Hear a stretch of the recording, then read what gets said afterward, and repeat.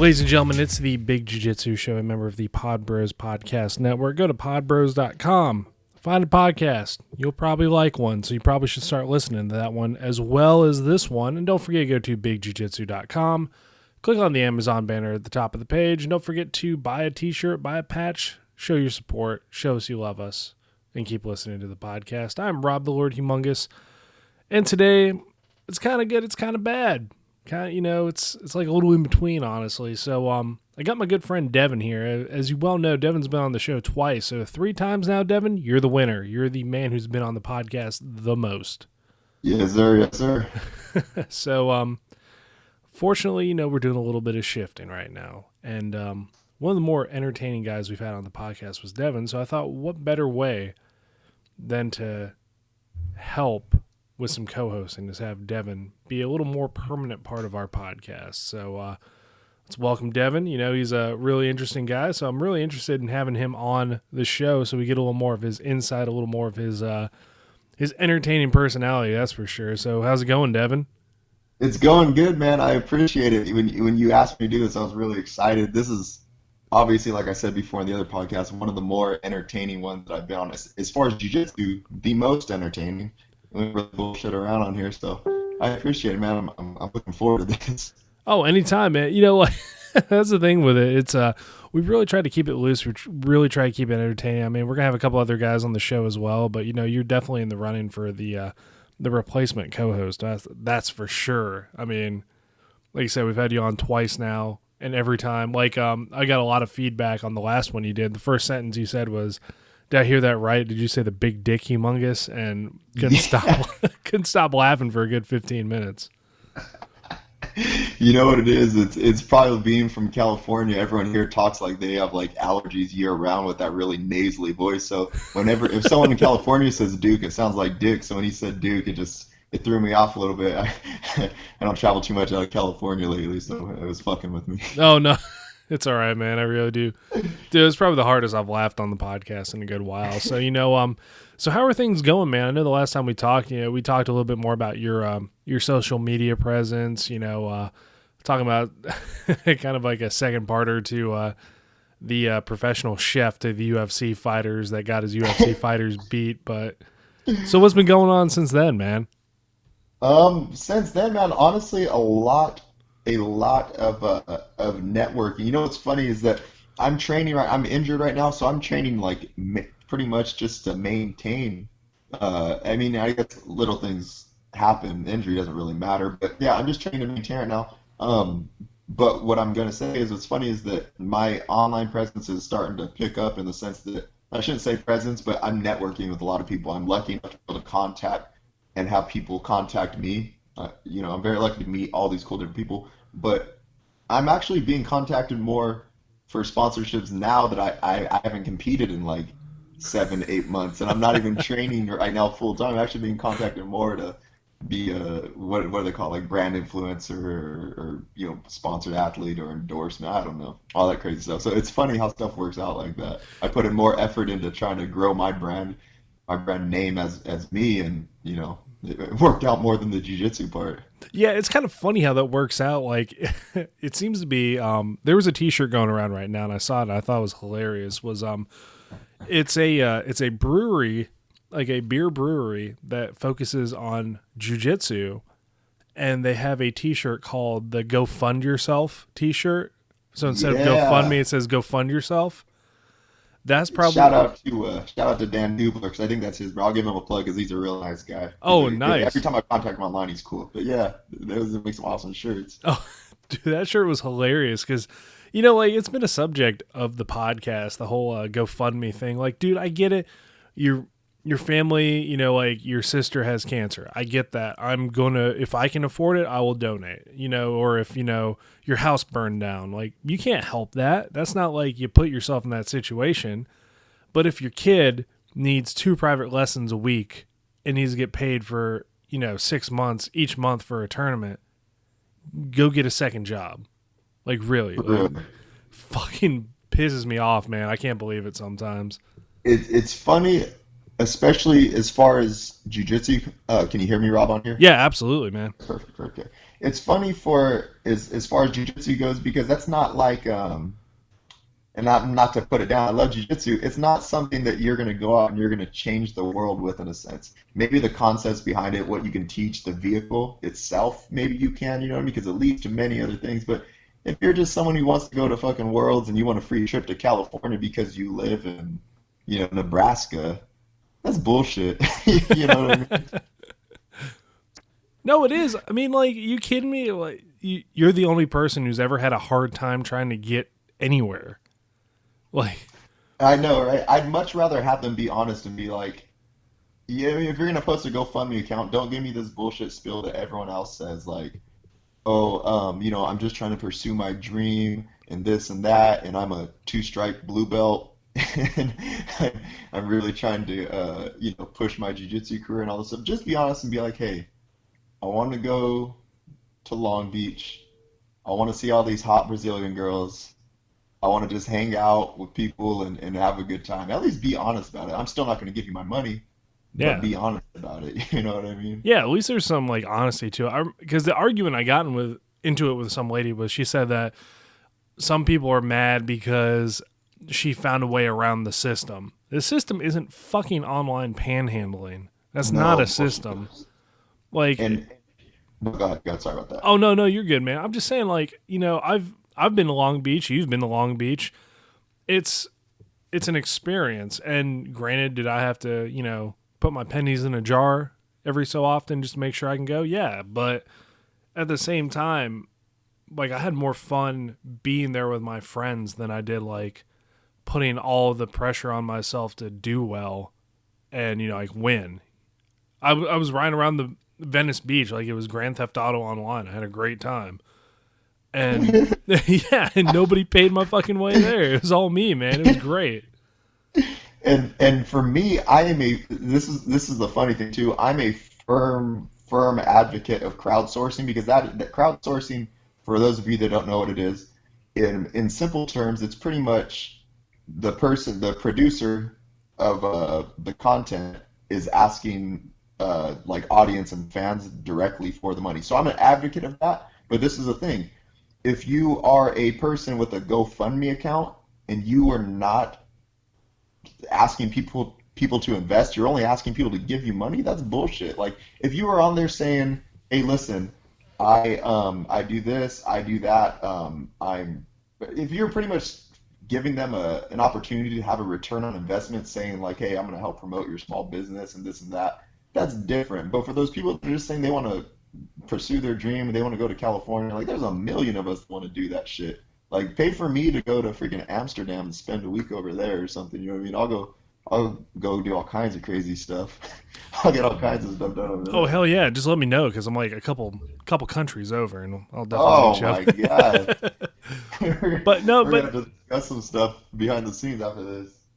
yeah, but it's the same thing. Like the Broken Lizard guys, the guys who did Super Troopers, they wanted to do the sequel, and one of the things they did was they crowdsourced it, like you said, and their return was, well, if you pledge like $15, you're going to get a copy of the movie for free. But Oh, there you go. but really, in a sense, that's not getting it for free. That's just you paid $15 for like a ticket for a movie that might not be made. Exactly, But exactly, exactly. if they hit that goal, then the movie will be made, and you get that. So I mean, I can see that. However, I can't sleep or be entertained by the fact that there's somebody out there going to a jiu-jitsu tournament because they're having a little hard time financially. Call me fucking Ebenezer Scrooge. I don't care. But you're not the first person who's ever had issues trying to go to a tournament. It makes us all look bad that do jujitsu because a lot of us that there's a lot of people who only train jujitsu all day, and that's awesome. That's hella cool. Um, but for the rest of us that don't, and I'm not saying there's anything wrong with training jiu-jitsu all day, but there's some people that train all day, but they don't really train that hard or whatever. There are some people that are quote unquote jiu-jitsu bums, and that's cool. Like do whatever you want to do with your life. That's awesome. But they kind of make it look bad for the rest of us who do other things to like if I want to go to worlds, like for example, shout out to these guys on Big Jiu Jitsu because they helped me get to worlds one year. but I felt like I wanted to do something in return. That's why I was trying to promote Big Jiu-Jitsu because I like what you guys do and everything like that. But there was some type of return in the sense that like I wanted to help you guys out too. I felt like you guys were helping me, so I wanted to help you guys. Um, for them, it's there's people there that don't really like they're not going to do anything for anybody, and I feel like those people give a bad name to the other guys. Like for you, you have a normal job, and you know what I mean. Your extra time is meant training, and if you were going to go to a tournament, you pay your own way there. You're not by any means like mooching off people or nothing like that. You know what I mean? But like if someone sees one of those dudes, they're going to think like or not even just one of them. They could see there's a million of them in the jiu-jitsu community. You know what I mean? So it just makes the rest of us look terrible, honestly. Yeah, I mean, there's like some other instances of it too. I hate, God damn it, I hate saying it because like being the Ebenezer Scrooge, almost like if you're familiar with the Christmas story or you're not, I don't care. I'm going to tell you anyway. So there's a scene where Ebenezer Scrooge is chilling in his office, and like the people who come in, they're asking for donations, and they're like, well, some people would rather die than go to the poorhouse. And he says, well, good, let them die and decrease the surplus population. Like, I'm not really advocating people not eating and shit. That's kind of scumbag. But at the same time, like, if you're a college kid, I get it. But don't ask for a $250 gi Yeah, when there's so many other options available. Like, it's kind of everybody's got this friend. I know everybody's got this friend, right? Hey, bro, can you cover me for dinner? Absolutely, man. I got you. Like, I've been there before. I've been the broke college student. And if somebody says, hey, I got you for dinner, I'm not ordering the lobster and 5 beers. exactly. So it's like the same. So yeah, dude, I've been victim of that. Not really victim. I've fallen for it before. I'm like, yeah, bro, grab your food, grab whatever you want, man. Don't worry about it. It's on me. And like, a fucking appetizer and food and like 7 drinks later, I'm like, God damn Yeah, it. exactly. That's how it always happens, right? Like the waiter or waitress will come up and be like, "You guys need anything else?" And you think you're about to say like, "Oh, I'm all good," and then your friend's like, "Oh, let me get another beer." Yeah, I had a couple guys. I went out with a couple guys and they were like that too. Like a couple guys, I was in like a couple units ago. They're like, yeah, let me get a fucking double absolute and or like fucking tonic. I'm like, God damn it, man! Like, get the aristocrat and enjoy it. Fucking well drinks, man. I'm actually like, I agree with you. I hope that it gets to the point where these people get weeded out, and not just in the sense that like we both find those kind of people kind of obnoxious Yeah, that are asking for shit, but more so because like I'd like to see the quality of competition go up. Because let's be honest, like if you're going, even this return is very, very little, but if you're going to have any return, it's going to be on two types of competitors. The ones who bring a large following, whether they're top level or not, or the ones who are winning everything, like the Leandro Lowe's, the Rafa Mendez's, all those dudes. So I feel like hopefully this kind of stuff, people not getting there, people getting sick of seeing all these GoFundMe accounts, hopefully that does weed everyone out, and we even on the flip side get some more quality tournaments. You know what I mean?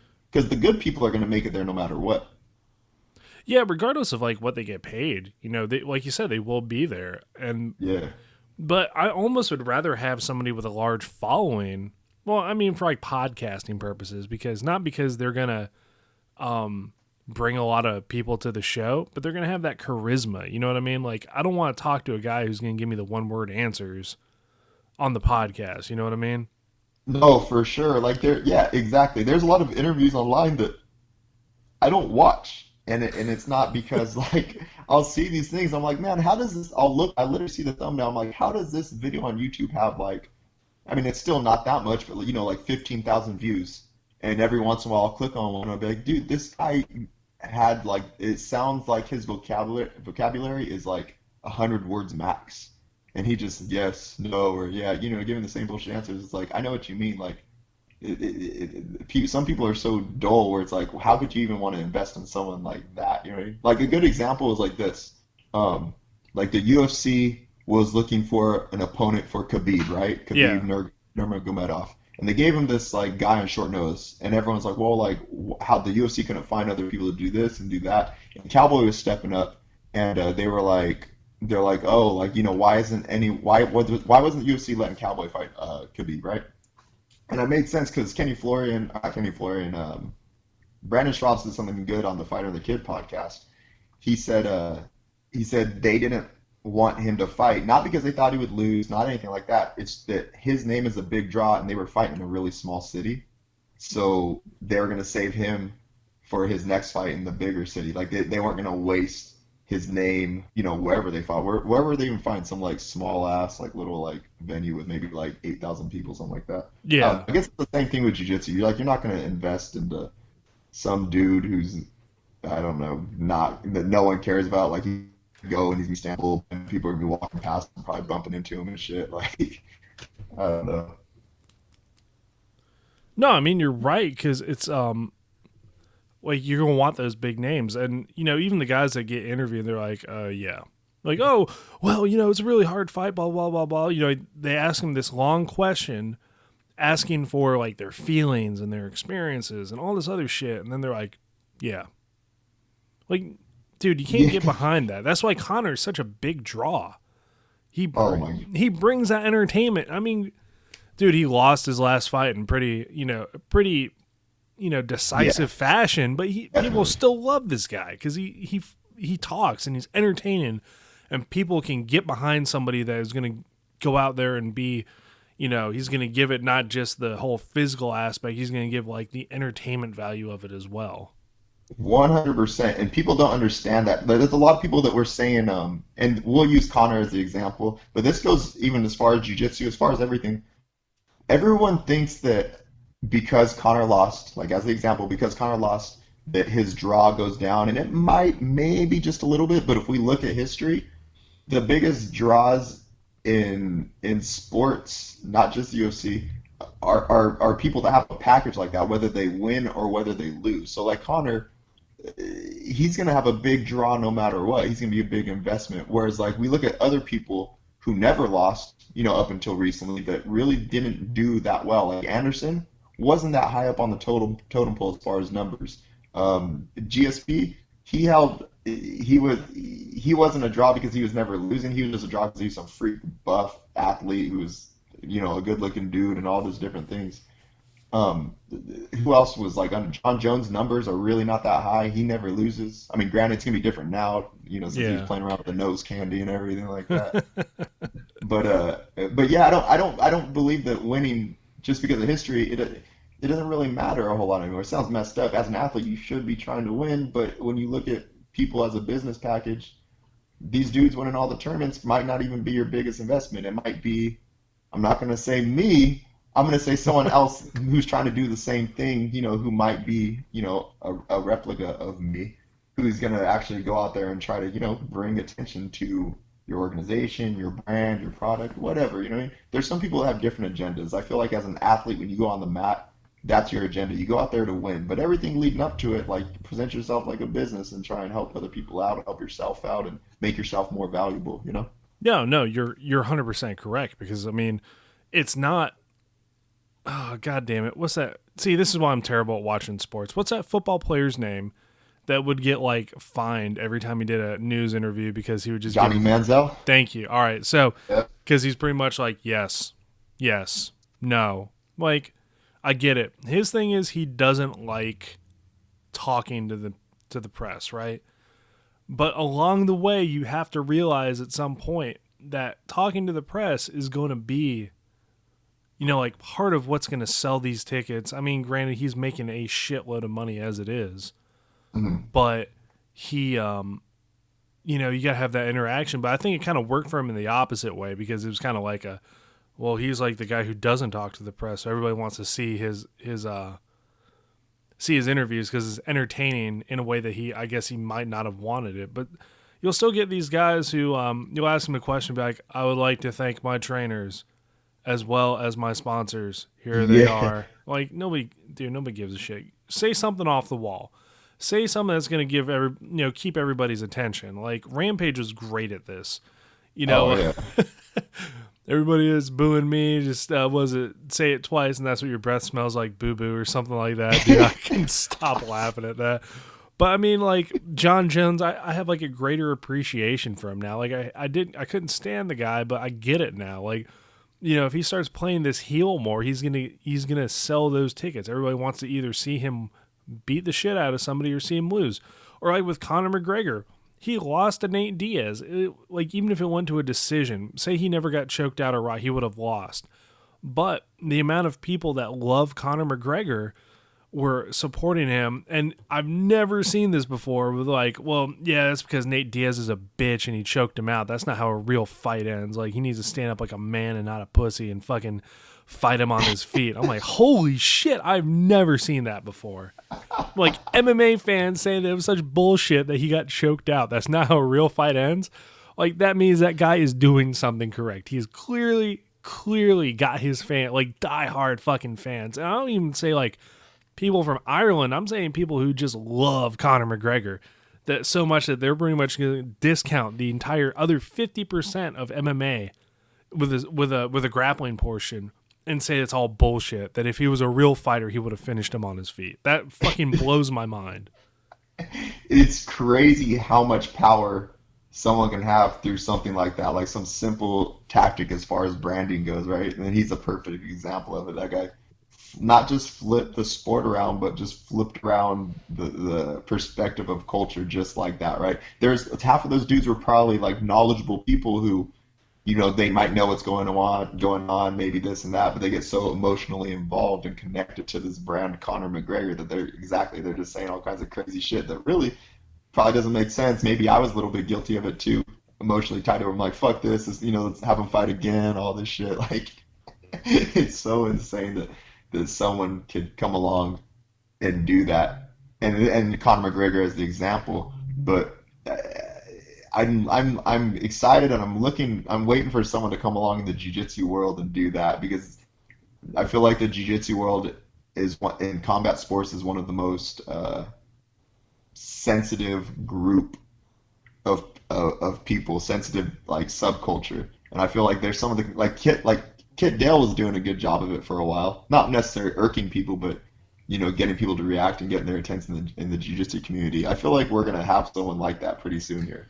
We have AJ Argazam, and There we go. Yeah. he, dude, I don't know if he's really. The problem is like he tries to play the Conor McGregor aspect. So like this last match he had with Jake Shields, I think he tried to play it and Jake just pretty much shut him down, told him like, shut the fuck up, like you're. Yeah. So I mean, it didn't work out for him because Jake's got a better shit talking game than he does. But but And he kind of whooped AJ's ass. He didn't whoop his ass, but he dominated him. oh yeah, Pretty. absolutely. It's so it's kind of hard to talk shit after you get your ass beat. Like Connor, I think Connor recognized that after he lost to Diaz. He was kind of like, I'll probably be quiet for a little bit, Yeah. and then I'll start back to it. But right after the fight, you can't talk that shit, man. Like especially if it's pretty clear you've lost, you can't do that. It's just doesn't work out. Yeah. So I mean, Yeah. Go ahead. Go ahead. oh no. So AJ had like the whole Metamorph thing working for him with the whole Instagram takeover where he was where he pretty much called out the Gracie or the Helson. No, not Hell. Oh, don't say that because he's gonna come back and kick my ass somewhere. He's out there, right? But but Halleck, I apologize, Helson. Please don't come to Germany and kick my ass. I'm so sorry. But like Halleck, he's talking about pretty much he has to hold another Metamorph event to pay AJ or even fight MMA. And he called him out on it and just turned into a big shitstorm. So like he had that going, but then he fucked it all up by trying to play this heel in Brazilian Jiu-Jitsu, which I don't know if this community really can support a heel, but I think it really can support somebody who has that entertainment value that they bring to, the ring and the mat, whatever, and then like the post and pre-fight interviews.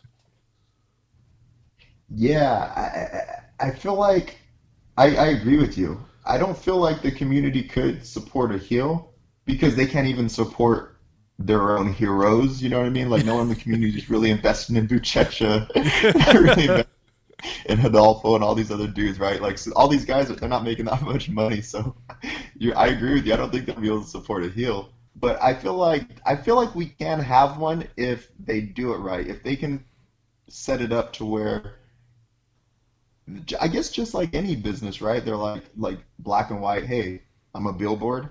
This many people. This is my audience. let's work out a deal so that you guys could slap your logo on me or whatever, you know what I mean? Or that I can plug you guys or whatever. I feel like then maybe if we had some like business-minded person, they might be able to come in and make a little bit of a difference. Or maybe we just have to have a retired fighter who doesn't want to fight anymore come in and do that. You know what I mean? That could be a possibility.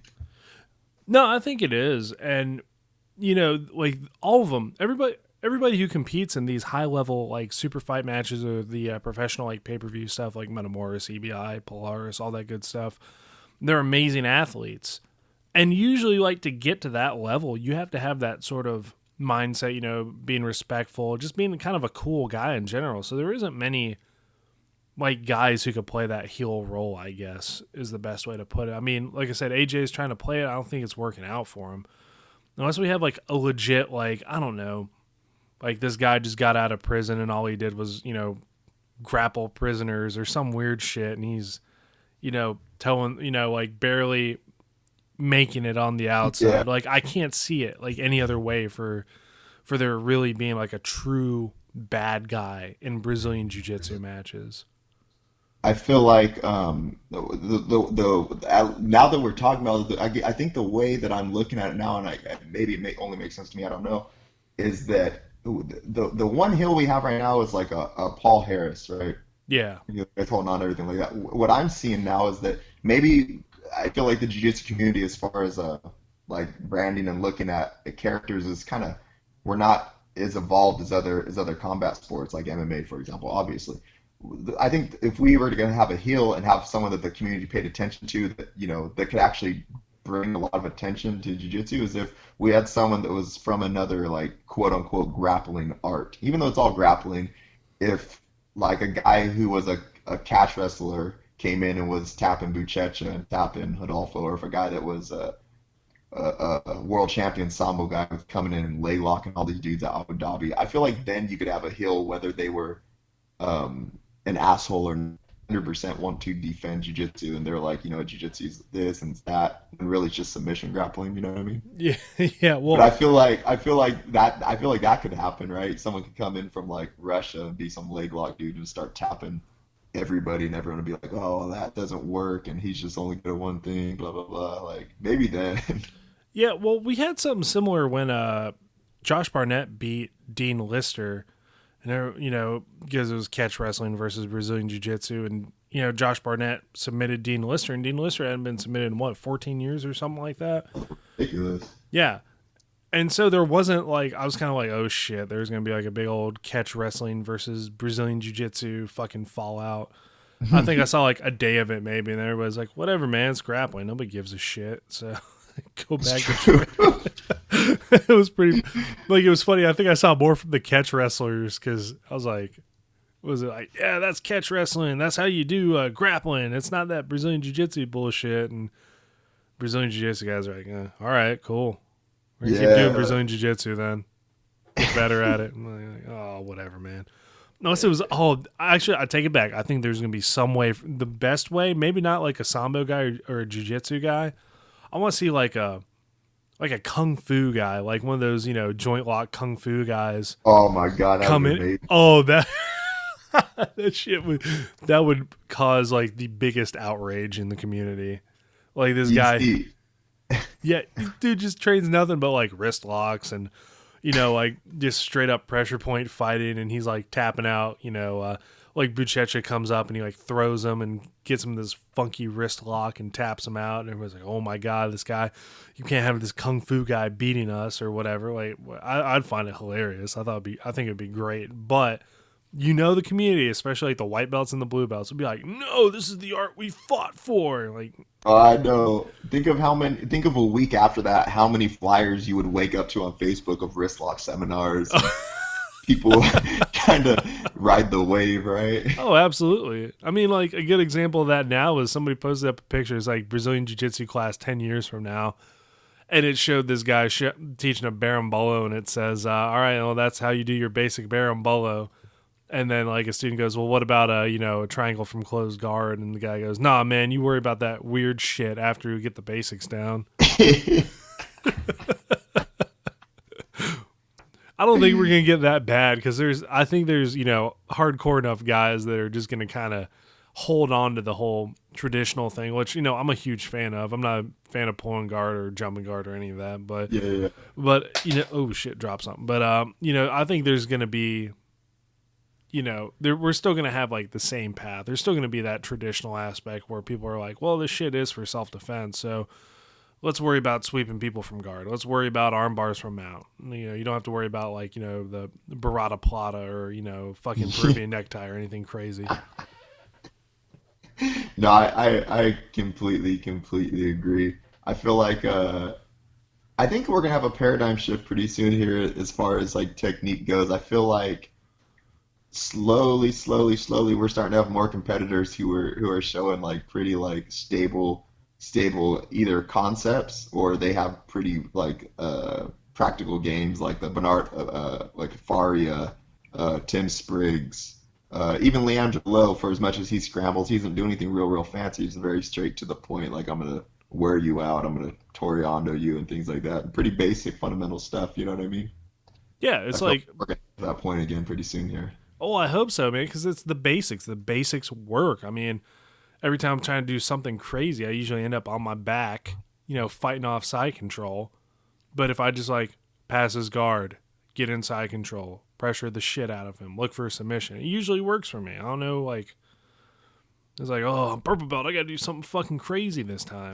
Like, this shit doesn't work, believe it or I, not. I, I have so many people that in the gym that will ask me, newer guys, maybe been training for a year, maybe a couple of years, something like that, that will be like, well, how do you do that on top? And it's like, I'm not really doing anything crazy. I'm just keeping my balance and I'm not really going out of my way. But it's funny that people get so caught up in the moves that they don't understand like simple techniques. Like, go watch two 7-year-olds wrestle on the schoolyard, and the guy that ends up on bottom, what is he going to do? He's gonna find a way to get up and end up on top again, right? And I think people Yeah. make it too complicated sometimes. Like if you're getting swept, don't try and get your grips. Just get up real quick. Hold on to his legs so he can't stand up, and then you get to your knees or your feet or whatever before he does. You're on top again. There you go. Yeah, that's why I find, like, I really do believe that the white belt division is probably some of the more entertaining fights you will see in, like, a jiu-jitsu tournament.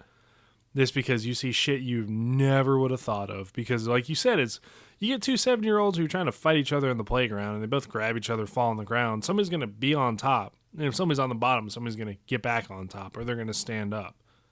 But I don't know where like you said, it's just easier, I guess, kind of like in a jiu-jitsu mindset to, like, well, if I could barrel below him from here, then it might make life a little easier for me. But Exactly. like, I feel like drilling the moves and things like that. Yeah, that's cool. Like drill whatever you want to drill, but when you go live and you're at the gym and there's no pressure, just make it super simple. You know what I mean? Like why wouldn't you, you know? yeah, it's because you got to overcomplicate stuff. I mean, like, I had a conversation with a black belt. I'm gonna, not mention any names, but he pretty much told me, he was like, shit, well, when I became black belt, my thought was, well, fuck, I need to learn that move because I don't know what it is. And I need to learn that move because I don't know what it is. And he said it's not so much for his own game, but it's for when somebody asks that question of, like, how do you do this? Then he can show it. It's not for adding necessarily that tool in his tool belt. It's just for either situational awareness or to help, his student if that's their game. That works for them. So, That's very 100% true. And it's funny that you bring that up too, because it kind of gave me the thought as well that a lot of it too, like for guys that maybe him, for example, it's also a selling point. You know what I mean? You go to the gym and the first couple weeks you show someone a cool move, even though they can't do it during training, they know that they're new, it's going to take a while. But that, I guess stuff like that, it looks cool to people. You know what I mean?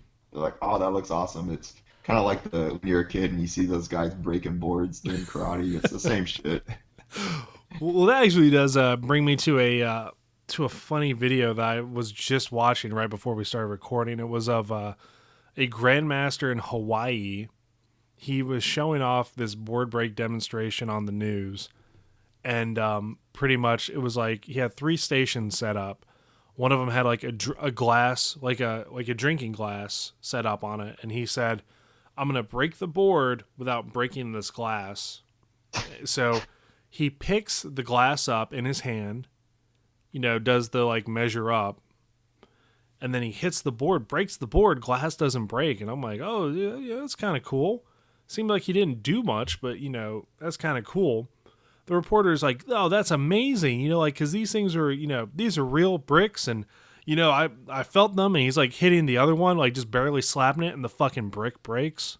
Oh Like shit. falls down, and he's like, "Oh shit, you're full of it, So man." You wait, so he had the board set up on glasses that were on bricks, or no, no, no, no. Like he pretty much held like if you held a drinking glass in your hand yeah. and decided to do like a brick break, like it was a concrete slab. If you decided to break the concrete slab with a glass on your hand, like the drinking glass on your hand, he hit it Oh, okay. with a drinking glass. Oh shit. Okay. Yeah, the concrete broke, but the glass was fine. So everyone's like, "Oh Ah. shit!" So then the reporter goes up, like, "Yeah, these are real things," and he hits them, and like the fucking brick like disintegrates underneath his. So then this dude, he's like, "Yeah, I'm gonna do a head, I'm gonna do like a headbutt board break, or Oh my. a headbutt break with like 6 of the same concrete slabs."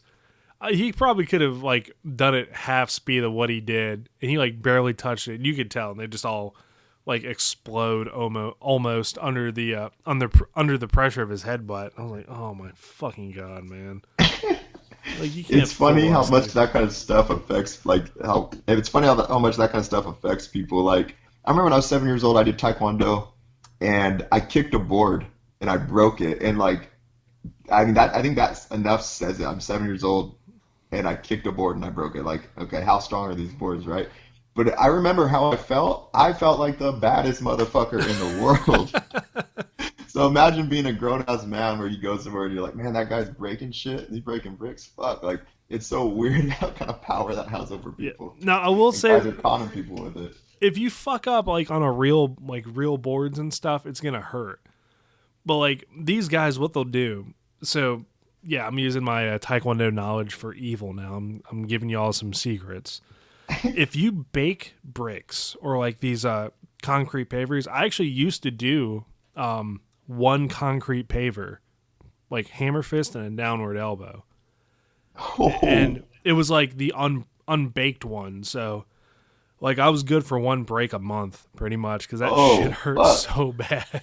Hey, we got to get a video of Dude, this. I might try it again, man. Actually, I have pictures of it. I'll show them on my Facebook. I'll send them to you. But it was like I was good for one break because I was like how the fuck do these guys break like 5 of these things? I'm like hitting it as hard as I can, breaking just one of them. I'm like, god damn it, that hurts, and just walk over to the next one, hit the other one. I'm like, god damn it, that also hurts. But so what they'll do, right? They will bake the pavers or the bricks or whatever it is, because the moisture is what keeps them together. So when you bake these, like concrete pavers or bricks or whatever, it makes them really brittle. So like yeah, dudes will just like shove them in their fucking oven for like a couple hours, dry them out completely, stack them up, hit them, and they just explode like in Bloodsport in the beginning of it when he's showing them off. Yeah. So I felt kind of ripped off, but I was like, well, I could do it unbaked, so fuck you. I'm better than you. But You might have just given me like an idea for like a viral jujitsu video where I'm just gonna be like, fuck jujitsu, and I'll be breaking all these bricks with my gi on. Like I don't need this bullshit anymore. Like fuck this, I'm gonna do a power breaking I competition, dude. know, I actually might. like fuck these wrist locks, I'm gonna punch through you. Well, definitely keep us in the loop then when you start doing that. But so before we get out of here, now that you're gonna kind of be like a somewhat permanent part of our party, anybody you want to give a shout out to, kind of like where we can find you? I know that your Instagram and your Facebook blowing up, so we gotta make sure people are still checking you out and listening to you. Yeah, guys. Everything that you guys could think of, Snapchat, Tumblr, Twitter, Instagram, like Rob said, Facebook, is I Am Symphony, IAMSYMPHONY. I'm sure I have other things out there like my LinkedIn and everything like that. But yeah, I am 100% open to be contacted on all those. If you guys have anything you want to ask, anything you guys want to, have us talk about on the show, literally just anything, hit me up on there, and I always respond. I'm on the internet all day, so yeah, let's start connecting, guys. Sounds good, man. Yeah, the more connections we can get, the better. Because originally, what I told my wife, because Jonathan has a lot to do. Like, he's a family man. He's got a full-time job, and he's doing jujitsu. Like, and I understand it completely. He said it's either the podcast or jujitsu, and there's no hard feelings whatsoever. Because Jonathan is like, one of my good friends. Yeah. Can't be mad at the guy. He's like, I want to get better at jujitsu. That's like saying I want to be better as a person. And like, can you get pissed off at a guy for that? No, absolutely not. No, no. Absolutely not, man. So I get it. So I told my wife, I was like, fuck, I need to figure out how to get a co-host. And we almost did like a bachelor style, like That would have been awesome. that would been, no, actually it probably would have been terrible now. Cause she's like, well, how many people? I was like, well, 16. She's like, okay, so if you do no interviews, that means you're going to need 8 weeks to do this with once a week, like at the least. But then you got add-ons, so I was like, nah, that actually probably wouldn't work out. So we'd have like 3 straight months of tryouts for uh, for people to be hosts on the podcast. We are going to have Shane Williams on the show as well, so he might be another somewhat semi-regular guy as well. He's entertaining as shit. He's crazy. Awesome. Oh, dude, he's Army guy. He's crazy too. I love him. So, but yeah, we'll definitely have you on again probably next week as usual. So I guess Wednesday is going to be the time slot for the Devin and Rob show right now. There we go. Awesome. So, ladies and gentlemen, thanks for listening to the Big Jiu-Jitsu Show. It's a member of the Pod Bros Podcast Network. Don't forget to go to podbros.com. Find another podcast you might find entertaining. Go to bigjujitsu.com. Find a t-shirt you like or a podcast, a fucking patch you like. Wear it on your gi. Show people you support us. And if you're going to buy something on Amazon, you can click on the banner at the top of the Big Jiu-Jitsu page. You get a little bit of money for it, and you get your stuff at no extra cost. I'm Rob the Lord Humongous, and we will catch you all next time.